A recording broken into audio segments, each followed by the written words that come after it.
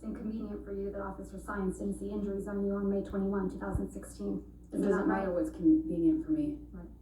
Officer Tyler Haddon also testified by deposition about being called to the Eastern Columbia building on May 21, 2016, and he also testified no injuries on your face on May 21, 2016. Isn't that correct? They both said that they did not consider me injured. They did not see injuries on your face on May 21, 2016. Isn't that what their testimony was? What the testimony was is that they did not consider what my face looked like to be injury. They didn't consider what they walked on in the house damage, but it was. You were sitting here when Officer William Gatlin testified by deposition about being called on May 21 to the Eastern Columbia building, and he also did not observe any injuries on you, did he? And that's what he testified to. He didn't even know which one I was. No, I think we all saw on video camera you identify yourself. Isn't that correct? I had to because of how far away he was. He didn't even know who he was. And after you identified yourself, he looked at you. Isn't that correct? From a distance, yes. And he didn't see any visible injuries either, did he? I don't know what he saw. You testified that he didn't see any visible injuries, did he? I would believe that he didn't, yes. You were also in this courtroom when Alejandro Romero, who worked at the front desk at the Eastern Columbia building, testified about seeing you on May 25th, 2016. Isn't that correct? That is correct. I think he said the 25th. Yeah. And Mr. Romero testified that he didn't see any swelling or bruises on your face when you were talking to him at the front desk. He wouldn't have. No, he wouldn't have, even though he had a habit, because his parents taught him correctly, to look into someone's eyes when speaking to them. Isn't that correct? I know that's what he testified to, yes. You testified yesterday that you sought a temporary restraining order on May 27th, 2016 because you wanted to change your locks. Do you remember that testimony? Yes, I do. Those locks were to the penthouses at the Eastern Columbia building, isn't that correct? That's correct. You changed the locks to the penthouses on May 22nd, 2016. I attempted to. That's why you felt comfortable having James Franco over the evening of May 22nd, 2016, Ms. Hurd? I do not know when James came over. Okay, let's remind you. Can we please pull up Plaintiff's Exhibit 304, which is already in evidence, and play from 254 through 439?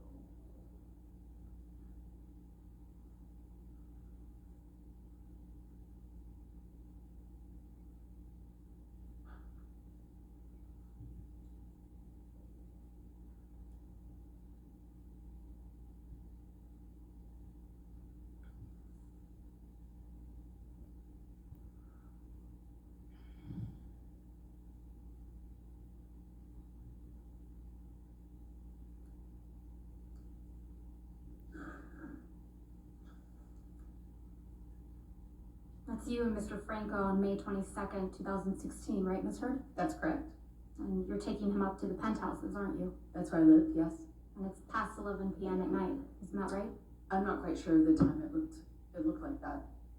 Why don't we pull that video back up?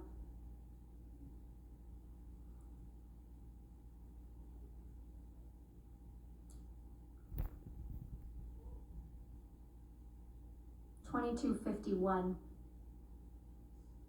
Almost midnight, right? That's Excuse me, almost 11 o'clock at night. exactly. Depp was out of town the week of May 21, 2016, didn't you?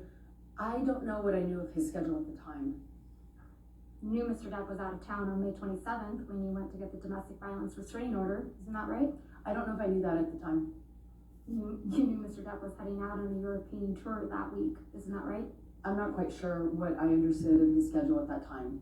You knew he wouldn't be back for weeks, right? No, that's incorrect. Let's go back to that recording. It's Defendant's Exhibit 598.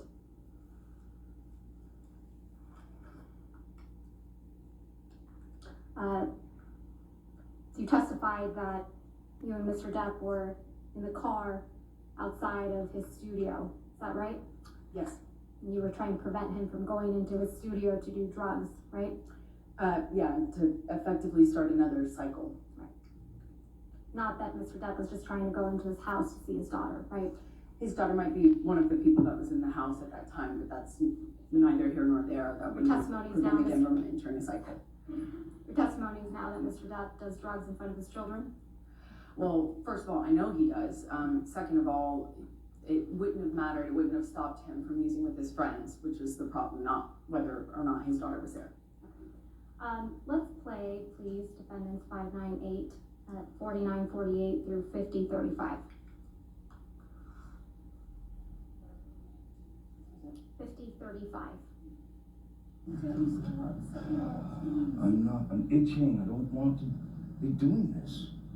I want it just to, why don't you just say, okay, baby, I understand. I'll go home and you do your thing and hang out with your daughter, and then I'll see you in a couple hours and we'll talk about it. Is it that difficult to say that? Or you just fucking hate me and you want to be shitty about it? Please. Just fucking, it's not that difficult.